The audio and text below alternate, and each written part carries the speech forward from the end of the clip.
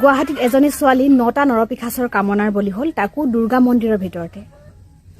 এতিয়া কথাটো হ'ল, যেতিয়া মুছলিম মানুহে ধৰ্ষণ কৰে তেতিয়া কথাটো নিউজত ফাটি ফুটি ওলাই ঢোল বজাই থাকে, কিন্তু যেতিয়া হিন্দু মানুহে ধৰ্ষণ কৰে তেতিয়া কথাটো খুব তল পৰি থকা দেখা যায়।